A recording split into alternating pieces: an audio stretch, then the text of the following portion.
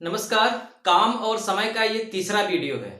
पहला और दूसरा वीडियो अगर आपने नहीं देखा है तो डिस्क्रिप्शन में लिंक है, आप वहां से पहला और दूसरा वीडियो देख लीजिए। उसके बाद इसको देखेंगे तो ज्यादा अच्छा समझ में आएगा। अगर आप इसे देख रहे हैं तो मैं उम्मीद करता हूं कि आपने उन दोनों वीडियो को देखा है, क्योंकि देखिए मैं एक सिस्टम से बना रहा हूं। मैं आपको जो पढ़ा रहा हूं वो एक सिस्टम से। आप पुराना जब देखेंगे तभी नया अच्छे से समझ पाएंगे। इसीलिए मैं कहता हूं कि पुराना वीडियो जरूर देखा करिए। यहाँ पे जो सवाल है वो सवाल पहली सवाल है, ऐसे ही दो तीन सवालें और आप अगर लगाएंगे तो इस तरह की कोई भी सवाल कभी भी आएगी तो आप बना लेंगे, कोई दिक्कत नहीं होगी। सवाल है कि राम एवं श्याम किसी कार्य को 10 दिन एवं 15 दिन में कर लेते हैं, दोनों मिलकर कितने दिन में कर लेंगे। प्रश्न को समझना सबसे जरूरी है। प्रश्न समझ लेंगे तभी आप उत्तर निकाल पाएंगे। प्रश्न में ये कह रहा है कि कोई भी एक कार्य है, कुछ भी कार्य है, उसको अगर राम अकेला करे तो 10 दिन लगता है, और अगर राम न करे, श्याम करे, तो श्याम थोड़ा स्लो करता है और श्याम 15 दिन लगा देता है उसी काम को करने में। तो कहा जा रहा है कि अगर इन दोनों को उसी काम में एक साथ लगा दोगे तो काम कितने दिन में हो जाएगा। तो यकीनन काम 10 दिन से भी कम समय में हो जाएगा, क्योंकि राम अकेले 10 दिन में करता है, अब उसके साथ श्याम भी लग गया है, तो जाहिर सी बात है काम बहुत जल्दी हो जाएगा। तो जब 2 लोग हों या 3 लोग हों या 4 लोग हों, चाहे जितने लोग हों, मैं जो नियम बता रहा हूं उस नियम से सब लग जाएगा। आमतौर पर जो ट्रिक पढ़ाई जाती है उसमें 2 लोगों की ट्रिक अलग होती है, यानी कि जब 2 लोग मिलेंगे तो उसकी ट्रिक अलग लगाएंगे, जब 3 लोग मिलेंगे तो उसकी ट्रिक अलग, 4 लोग मिलेंगे तो अलग। ये क्या मतलब है? मैं आपको ऐसा तरीका बताऊंगा जिससे कि आप 2 लोगों का भी निकाल लें, 3 4 10 लोग हो जाए तब भी कुछ भी आपको करने की आवश्यकता नहीं है। 2 लोग अगर हैं तो 2 लाइन खींच दो, 3 लोग हैं तो 3 लाइन खींच दो और बीच में प्लस का चिन्ह लगाते जाओ, क्योंकि दोनों के कामों को जोड़ना है। एक इधर ए का काम है, उधर बी का काम है। मतलब अगर ए बी नाम के व्यक्ति हैं, राम श्याम है, तो ये राम है और ये श्याम है। ऐसे ही कोई तीसरा और होगा। तो राम जो है एक काम को करता है 10 दिन में, बस समझिए, यानी कि 10 भाग का 1 भाग ही कर पाता है 1 दिन में, और श्याम 15 भाग का 1 भाग ही कर पाता है 1 दिन में। अब ये दोनों का 1 दिन का काम है। ये दोनों का कितने दिन का काम है? 1 दिन का, दोनों का जुड़ गया। अब देखिए सबसे सरल तरीका क्या है, 10 और 15 का लघुत्तम निकाल दीजिए, 30 आएगा। लघुत्तम निकालना आप जानते होंगे, ऐसी संख्या जो इन दोनों के पहाड़े में आती हो। तो 30 इन दोनों के पहाड़े में आती है, तो 30 मैंने लिख दिया। अब ये भिन्न का जोड़ है, तो 10 तिहाई 30, तो 1 तिहाई कितना हो जाएगा? 3। 15 दूना 30, तो 1 दूना हो जाएगा 2। अब 3 और 2 हो गया 5, और नीचे क्या है? 30। 5/30, 5 से कट जाएगा, 5 एकम 5, 5 छंग 30।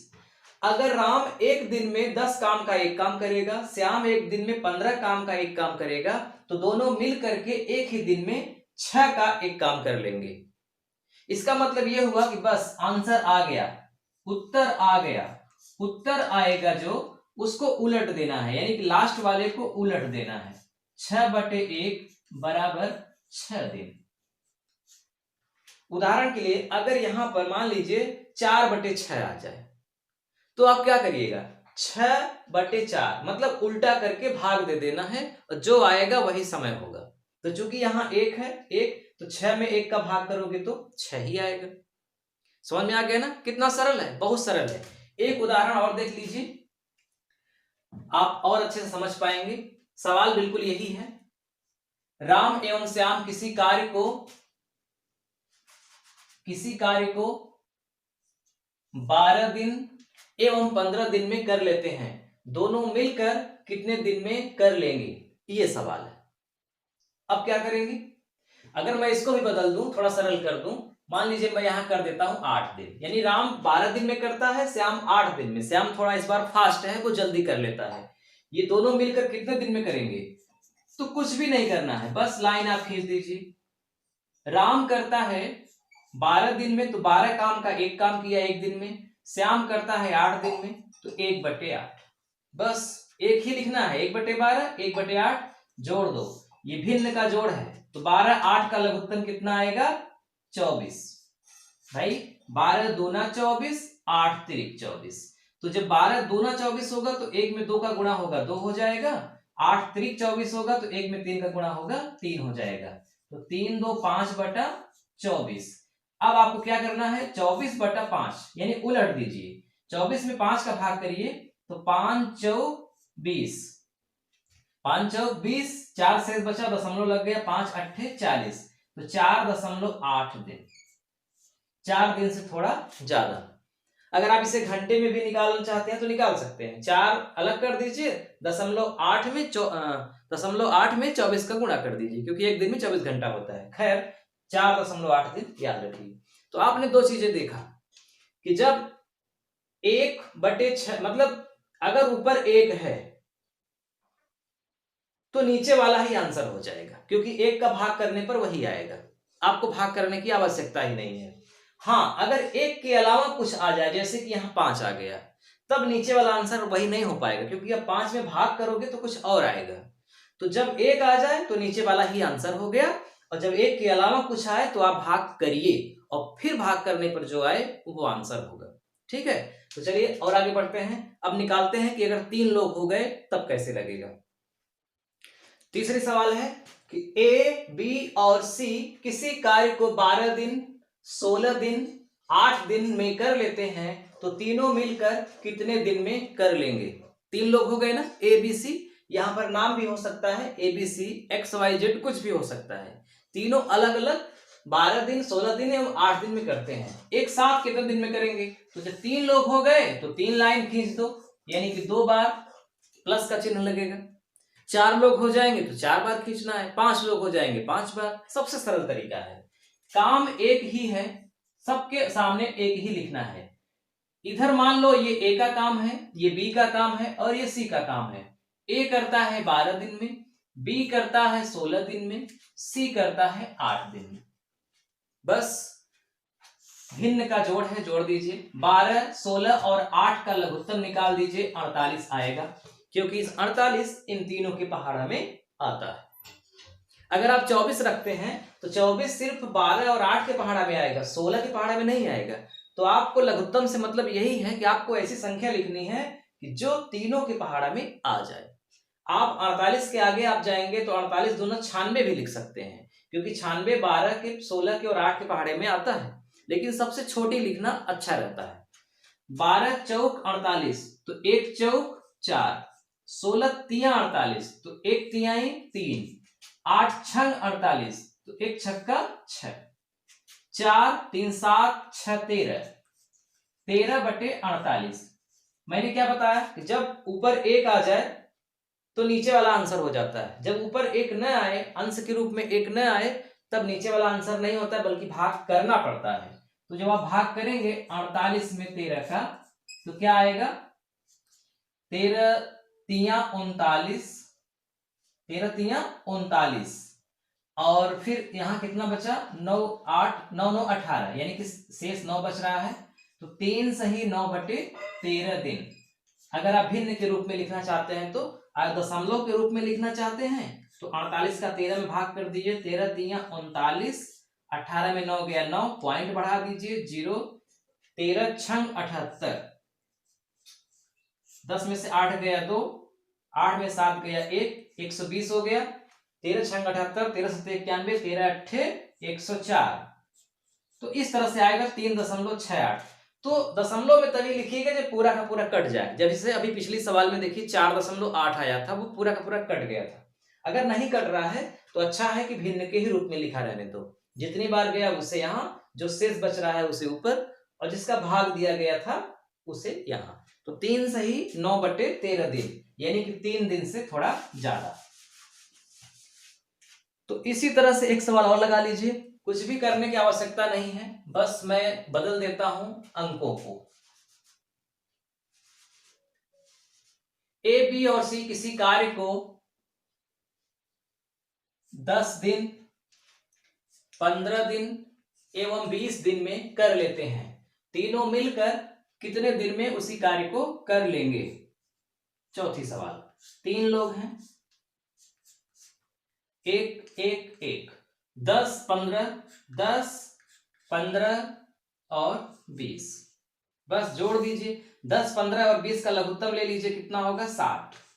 10 15 20 का लघुत्तम 60, 10 छंग 60, 15 चौको 60, 20 तिहाई 60, तो 6 4 10 3 13, 13 बटे 60 उलट दीजिए, 60 बटे 13 कर दीजिए, कितनी बार जाएगा 13 तिया 39, 13 चौको 52, 4 बार गया।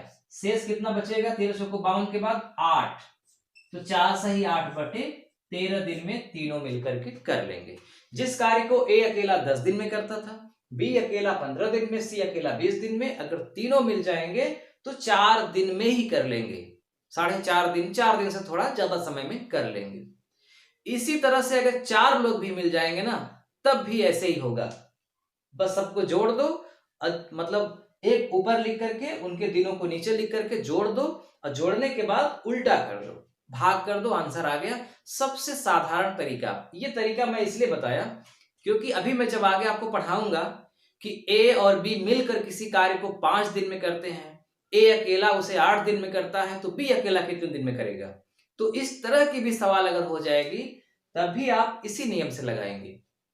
फिर आगे सवाल आएगी कि ए और बी 15 दिन और 20 दिन में किसी कार्य को कर लेते हैं, और कार्य दोनों ने मिलकर एक साथ शुरू किया, लेकिन कार्य शुरू होने के 2 दिन के बाद ए बीमार पड़ गया, शेष कार्य को बी ने कितने दिन में पूरा किया।